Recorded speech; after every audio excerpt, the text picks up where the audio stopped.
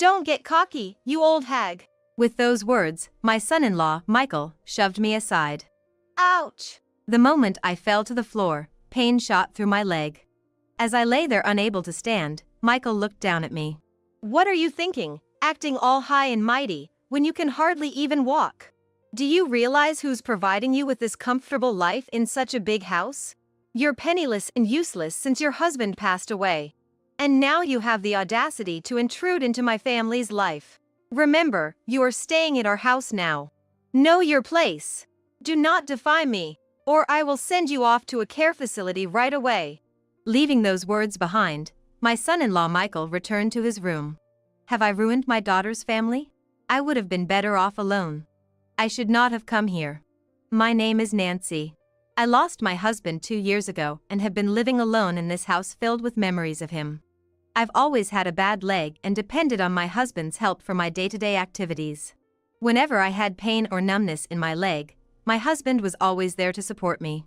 I admired my kind and considerate husband. However, an unexpected accident took his life, leaving me all alone. The unexpected event left me deeply depressed, and I found myself crying all day, every day. But it was my only daughter, Rachel, who saved me. Mom, if you keep crying, it will make Dad sad in heaven. He will always watch over us and protect us. Rachel. Let's be strong together, Mom. I will support you from now on. So please don't cry anymore. Smile. Rachel has always been a strong and dependable daughter who encourages me positively at all times. She must have inherited her father's strength. Thank you, Rachel. You're right, I can't keep wallowing in sorrow. It would worry your dad too much. That's right, Mom. If you keep crying, Dad might worry so much that he can't even find his way to heaven. We shared a small laugh and decided to move forward together. 5 years have passed since my husband passed away. Rachel, who was in high school at that time, has become a respected working professional and got married 2 years ago. After their marriage, the couple built their own house and Rachel moved out of our family home, which is about an hour's drive away. Back then, she had repeatedly persuaded me to live with them, but I firmly refused. It was because I didn't want to interfere with the newlyweds, and also because I didn't want to leave this house where I had spent so many years with my husband. Although I'm touched by the offer, I intend to continue living here with your father's memories. But what if something happens, Mom? There won't be anyone to help you. Dad may be watching over you, but he can't help you anymore. I understand, Rachel. But it's okay. You should live your own life with your husband, not worrying about taking care of me. Focus on your new family. Although Rachel looked a bit worried, she reluctantly agreed when I insisted. In truth, living alone had its difficulties, but I didn't want to burden my daughter, so I managed to get by. The season had turned to winter. When it got cold, my legs would start to give me trouble. The cold exacerbates the pain and numbness, so I tried to keep as warm as possible. But compared to the warmer seasons, it was much harder to go about my daily life. The winter was particularly harsh that year, so I decided to ask the hospital to increase my medication. Of course, I didn't say a word about this to my daughter and her husband. I didn't want to cause them unnecessary worry or be a burden to them. But my condition was deteriorating. There were times when even standing was difficult, let alone walking. I managed to cope with the pain and go on with my life, but eventually, my daughter Rachel noticed something was wrong. It happened on Christmas Eve when Rachel came to bring me presents. The doorbell rang, and as I tried to get up to welcome her, I couldn't stand. Rachel must have been worried when I didn't answer the door after several rings, so she unlocked the door and walked in. Mom, are you okay? Sorry, I'm just not feeling too well today. I tried to put on a brave face and smile, but Rachel saw through me. Mom, you don't have to push yourself. Please, come stay with us. I can't bear to see you suffer like this. It's okay. I just couldn't move for a moment, but I'll be fine once I take my medicine. No matter how stubborn I was, Rachel insisted. I knew something was wrong the moment I walked in. You, who always keeps everything neat and tidy, have left things lying around, which is unlike you. You're so unwell that even tidying up must be a struggle, right? Also, your medication has increased. It's on the table, but there's a lot more than last time. Rachel was right about everything, and I was left speechless. Please, even if it's only until you're feeling better, come stay with us. When you're back on your feet, you can return to this house. Dad would want the same. With that, Rachel embraced me. I hadn't realized how strong my daughter had become. Rachel was no longer the child I thought her to be. She had become a responsible adult. Rachel, I'm sorry. I'm truly sorry. We're family. Even though I've moved out after getting married, you and Dad are still my precious family. Her warm words touched my heart. I nearly cried, but I held back my tears and smiled, saying thank you. I agreed to live with them for a while. I packed up some of my things and Rachel drove me to her and her husband's house. Their house was newly built and very beautiful since it was still quite new. The design of the house, with fewer stairs and steps, made me feel as if it was built with my comfort in mind. Mom, this is your room. Rachel led me to a corner room on the first floor.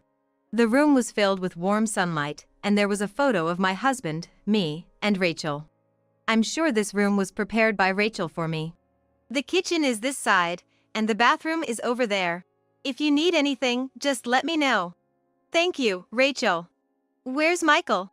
Since we arrived, Rachel had been showing me around, but her husband Michael was nowhere to be seen. He should be in his room. Don't worry about it, Mom. But I should say hello. After all, I'm going to be a burden on him. Rachel's face clouded over a bit. The truth is, Michael has hardly been leaving his room. I haven't seen him for quite some time now. But he knows about you moving in, so don't worry.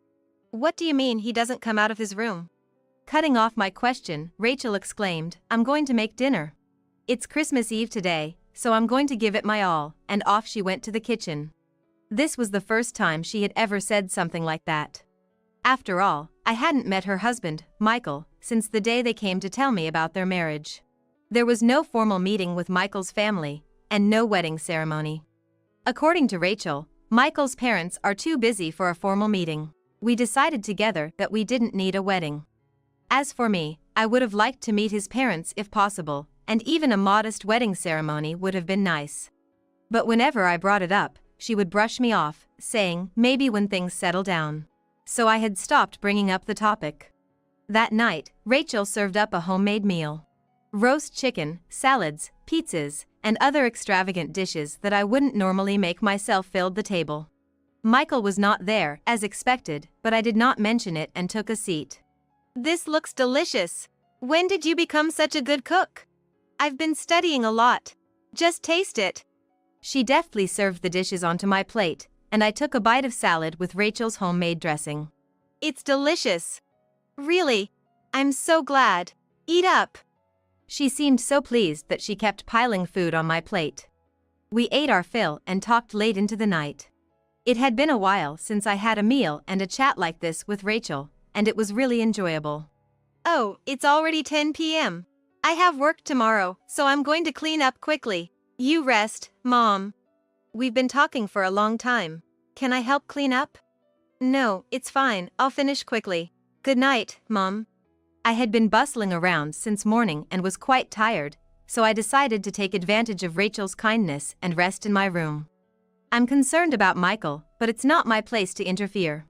I decided not to make any unnecessary remarks and went to sleep. Have a nice Christmas.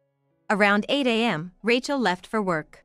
There was a note in the kitchen, eat this if you want, alongside a homemade meal.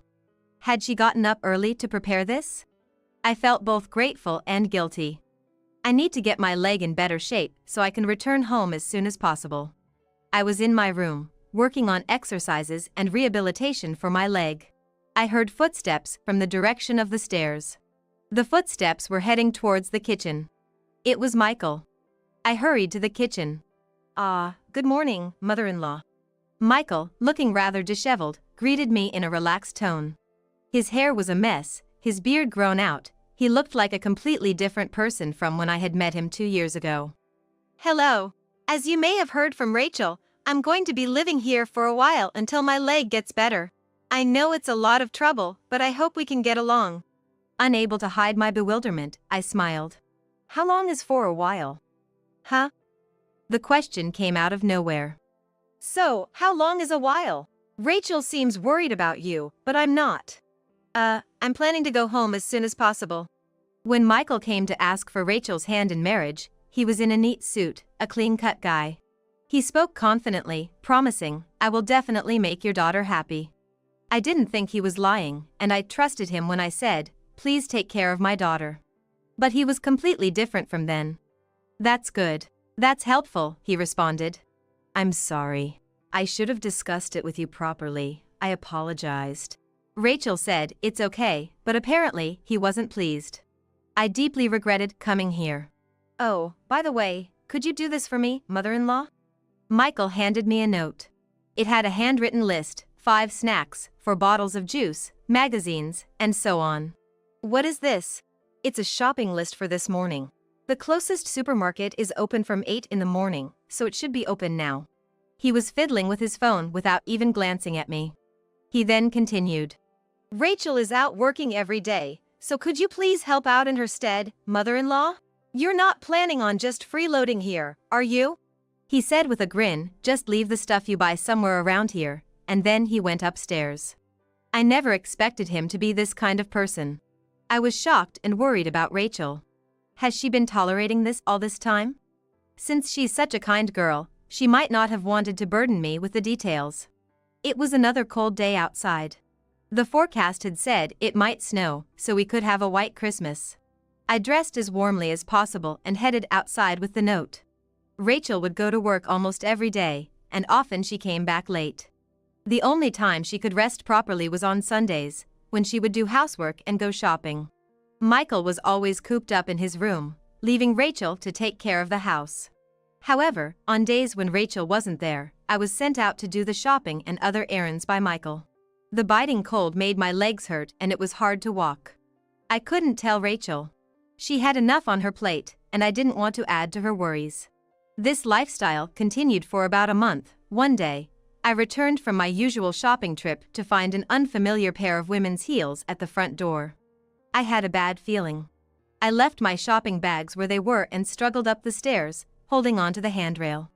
I finally made it to Michael's room and cautiously approached the door. Inside, there were 2 people. I heard Michael's voice, and a woman's voice I'd never heard before.